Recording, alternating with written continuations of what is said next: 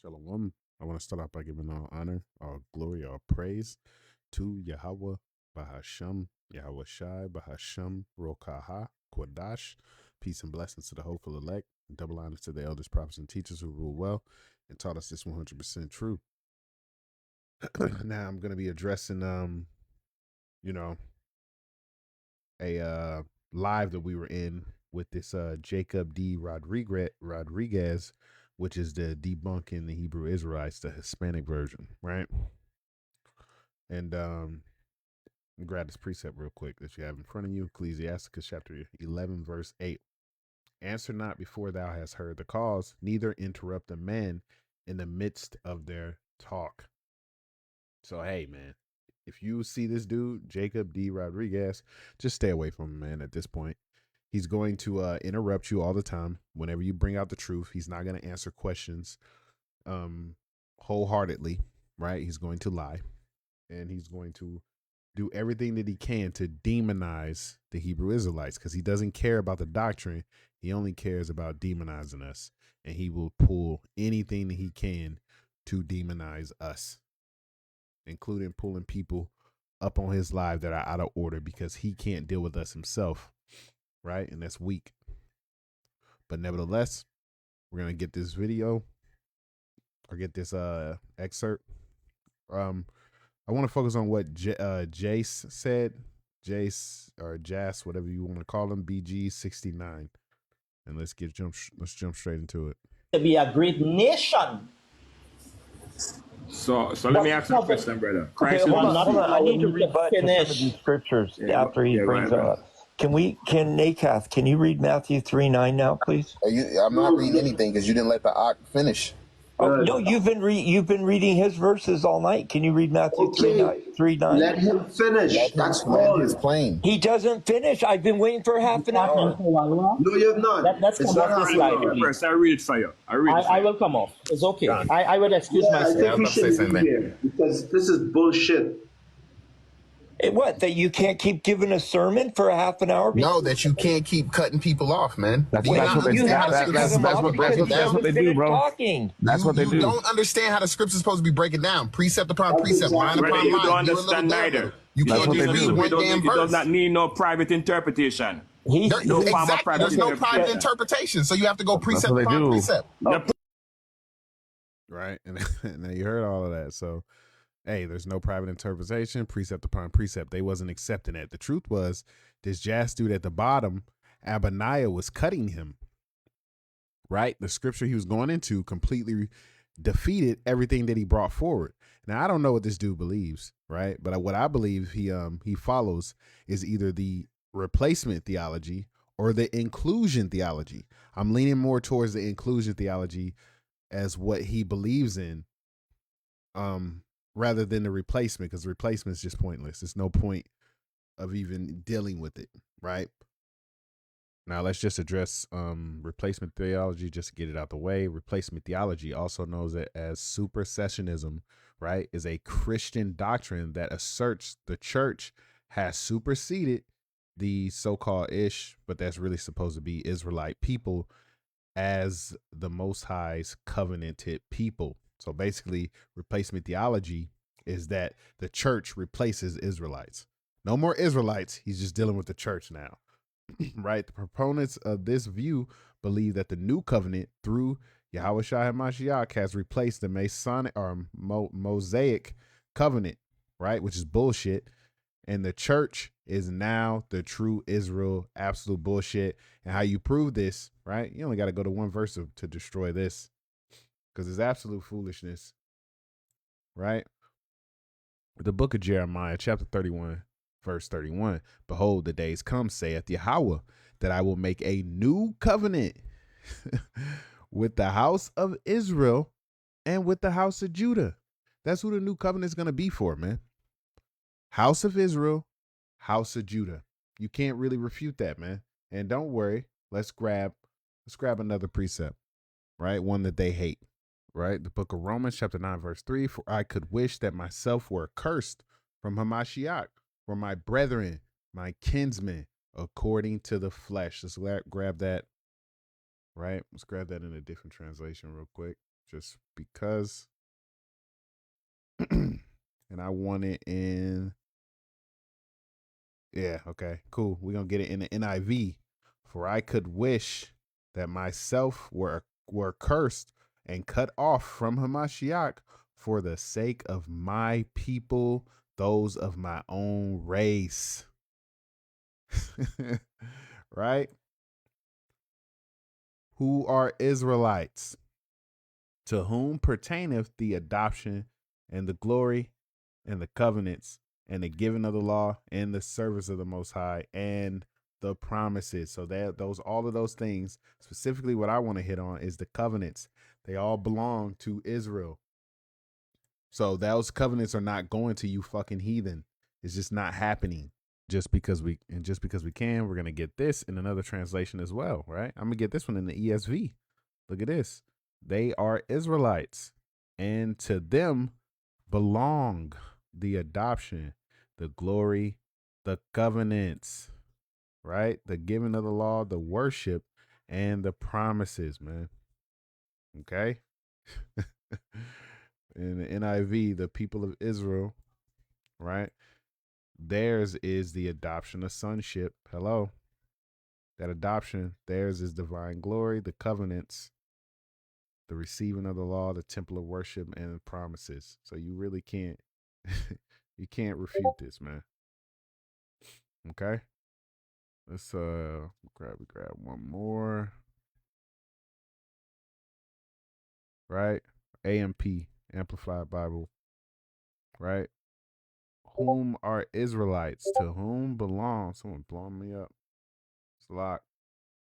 Who are Israelites? To whom belongs the adoption as sons, the glory, Shekinah, the special covenants with Abraham, Moses, and David, the giving of the law, the system of the temple worship, and the original promises. It's all the promises, man. They all belong to Israel, right? And they all stem from those original promises. Okay. So you can't refute this, man. There's no defeating this. So that whole replacement theory bullshit, it didn't take much to wipe the floor with that. That's done. So this is a no-go. Okay. Now let's go to inclusion theologies, which is what I really believe that he thinks this is, right? Make sure it's centered. Let's get it. Inclusion. Okay.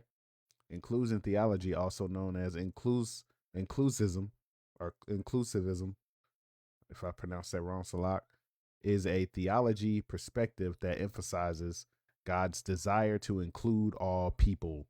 Now I'm gonna get that word desire in a little bit, right? To include all people, regardless of their religious backgrounds or beliefs. That makes no fucking sense.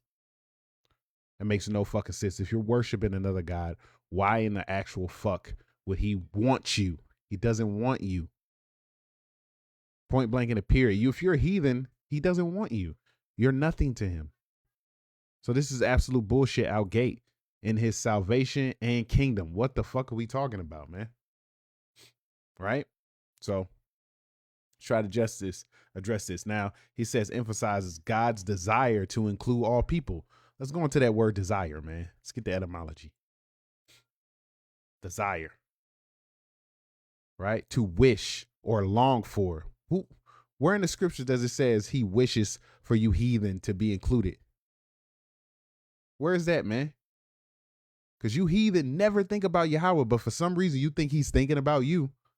Let's get some precepts addressing that, man. This is the book of Psalms, chapter 10, verse 4. The wicked, through the pride of his countenance, will not seek after the Most High.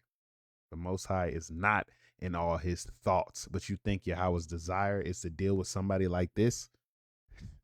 And the wicked, just so you know, the wicked is Esau, Edom. Okay? That's who the wicked is, the border of wickedness. That's Esau, Edom. Let's get another one. 2 Ezra chapter 3, verse 32. Or is there any other people that know of thee beside Israel? These are rhetorical questions, by the way.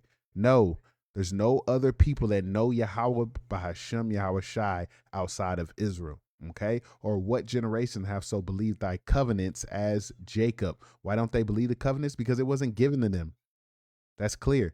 And yet their reward appeareth not, and their labor have no fruit. For I have gone here and there through the heathen, and I see that they flow in wealth and think not upon thy commandments.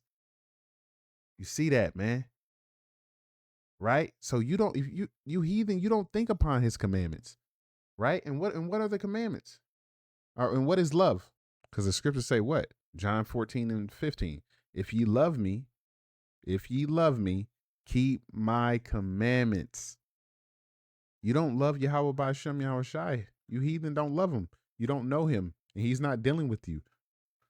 Okay, weigh therefore our wickedness now in the balance, and theirs also that dwell the earth. And so shall thy name nowhere be found but in Israel.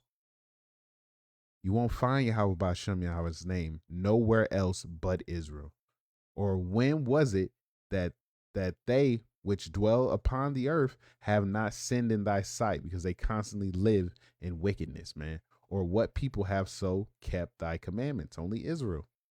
Thou shalt find that Israel by name have kept thy precepts, but not the heathen. Okay?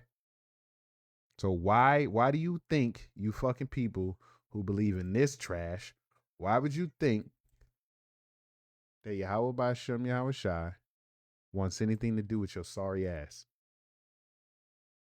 Please riddle me that, man. God's desire to include all people. Fuck out of here, man. Then it says, regardless of their religious background or beliefs. What? Didn't he say, have no other gods before me? He said, have no other gods before me. And guess what? This is the book of Psalms, chapter 96, verse 5. For all the gods of the nations are idols, but Yahweh made the heavens. All of you heathen ass nations, your gods are idols. So why would Yahweh by Hashem Yahweh Shai want anything to do with you? It's very clear. You're the one that refused to accept it. Right? And the main ones pushing this is who? Esau Edom, man. Esau Edom is the main one pushing this garbage. Let's get your punishment, man. Because Yahweh by Shem Yahweh Shai definitely don't want nothing to do with you. Right? It's the book of Malachi, chapter 1, verse 4. Whereas Edom saith, we are impoverished, but we will return and build the desolate places. Thus saith Yahweh of hosts, they shall build, but I will throw down, and they shall call them the border of wickedness. Hello, I went over that, right? And the people against whom Yahweh hath indignation forever. Forever. Okay? And what's indignation? Let's go into that. Right? Indignation. Let me center this slot. Indignation, right? The 1200th century, fury, rage, disrespect. Okay. Look at that. Regard as unworthy. You heathen are unworthy. Yahweh is angry with you, displeased at you all the time, forever. Indignation also goes into a hatred. Okay? It is in hatred. He hates you. Okay? You know what I'm saying? Right? Let's get back to inclusion theory. Yes, man. This irritated me reading this shit, man. Right? And it says he desired to include all people in his salvation. Who's salvation for, man? Let's go into salvation. What is that? Salvation. Right? The saving of the soul, deliverance from the power of sin, and admission to eternal bliss. Right? It's the deliverance from the power of sin. It's also deliverance from your enemies, man. the ones who persecute you, right? It's also deliverance from the protection and preservation from the destruction that's coming, right? The danger, the calamity, right? Source, cause, means of salvation, preserver, defender. What is he defending you from? What is he defending you heathen from? You have the world. He's coming to defend Israel from who? From you damn devils, man. Bring his people out of captivity.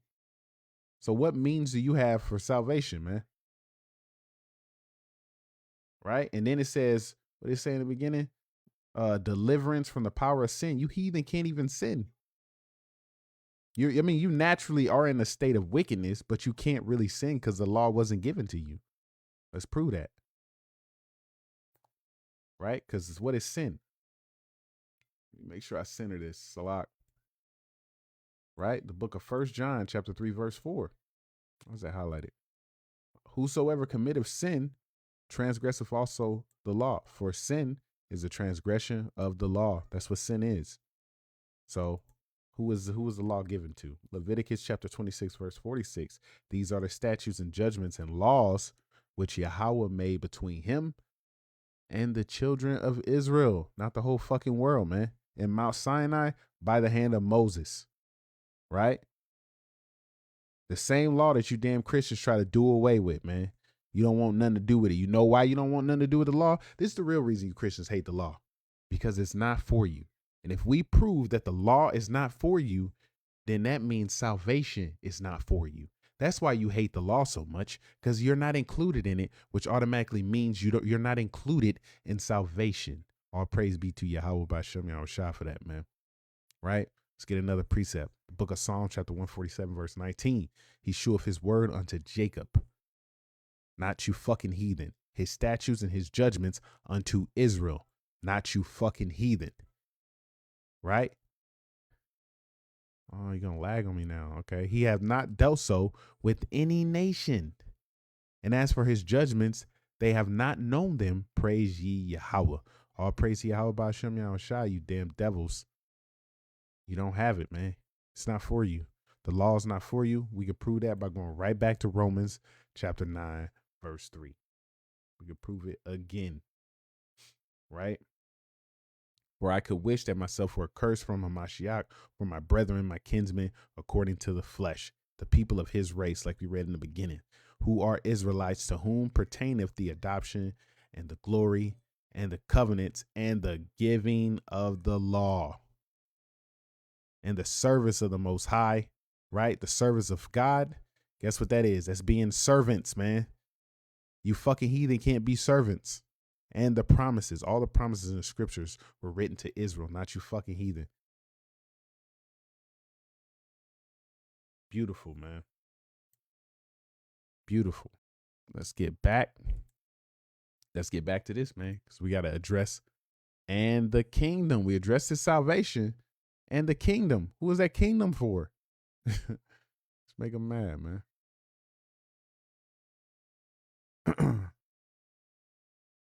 Right, let's go to Acts. Center this. Acts chapter 1, verse 6. Right? This book of Acts chapter 1, verse 6. Listen closely. When they therefore were come together, they asked him, Yahushua, saying, Lord, our master, wilt thou at this time restore again the kingdom of Israel?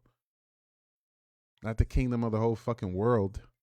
The kingdom of Israel. They're asking Yahweh Shai, is he coming when he had came back? Are you here to restore the kingdom? Okay. Are you here to restore the kingdom? You understand that? Hey, it gets no more beautiful than this, man.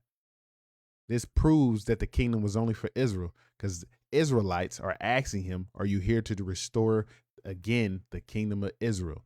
They didn't say, those prophets didn't say the kingdom of the world or the kingdom of us and the heathen. They said the kingdom of Israel, man. And guess what? You fucking heathen are not included in that. You're not a part of that, man. Okay? You can get over it. You can cry me a river. And with that, hey, that's all I have for you. And shalom.